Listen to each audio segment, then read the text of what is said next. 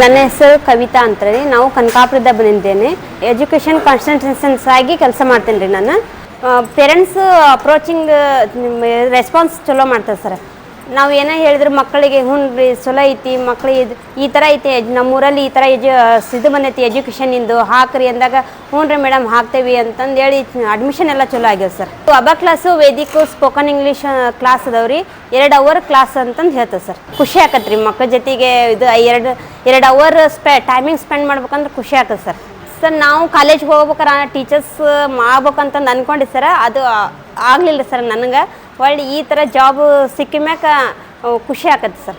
ಒಳ್ಳೆ ಇದು ಸರ್. ಇದು ಮಕ್ಕಳಿಗೆ ಮುಂದೆ ಹೆಂಗೆ ಇದು ಮಾಡಬೇಕು.